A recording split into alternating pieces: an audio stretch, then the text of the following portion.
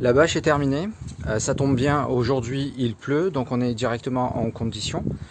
Voilà l'ajustement. Alors bon, il y aurait quelques modifications à faire, comme par exemple quelques reprises des angles. Mais sinon, tous les rivets, les boutons pression sont mis.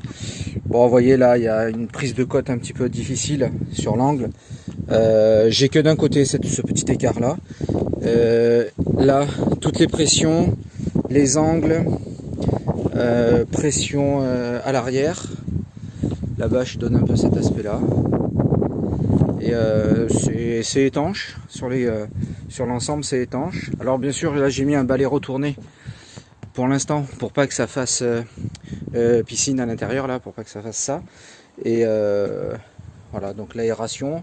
Là ici va venir une petite bavette collée avec de la colle néoprène. Je vais mettre une bavette juste pour éviter que les projections d'eau et de vagues rentrent quand il est au port, quand le bateau est au port. Donc voilà, une bavette qui va juste recouvrir cette partie ici, mais bavette flottante pour qu'il y ait de l'air qui puisse passer. Tous les rivets sont bien en place. Donc de ce côté, le thermocollé avec le pistolet a bien marché. J'ai mis un renfort supplémentaire. Ça permet d'avoir une solidité dans cet angle-là, puisque la descente du pare-brise se fait directement depuis l'avant. Et là, il y a cette courbure qui était assez compliquée à traiter. Mais bon, au moins, là, j'ai mis un renfort. Je pense que un renfort devrait être en arrondi. Si vous faites la même chose, faites un renfort en arrondi. Ça permettra de ne pas avoir ces pics qui pourraient se décoller. Donc voilà, et puis les angles, bien sûr. Bon, les angles là, moi j'avais pris sur une planche, une planche épaisse en bois. J'avais retourné la bâche et j'avais fait un angle, mais ça donnait donc un angle à 90. Sauf que ici, on est loin d'avoir un 90 degrés. On a un angle ouvert vers l'avant, donc prenez bien vos cotes. Et puis à la limite, l'eau, elle aura du mal à repasser par ici quand il est au port, donc c'est pas grave pour la première bâche. Et les pressions.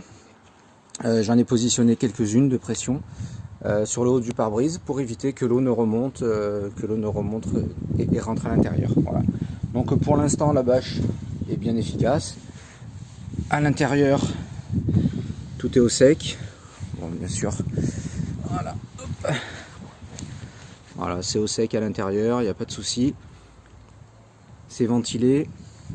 Et la bâche avant qui mérite celle-ci faite par un professionnel. Alors c'est sûr que la finition n'est pas la même, hein. Là on a du cousu, tout est nickel. On a de beaux arrondis. Bon, elle mérite juste un nettoyage parce qu'elle doit avoir une quinzaine d'années celle-ci. Mais au moins, aujourd'hui il pleut et le bateau est enfin protégé. Il n'a pas une bâche, juste une couverture dessus tenue par des sandos. C'est une vraie bâche, pression, et tout est ok pour elle. Voilà.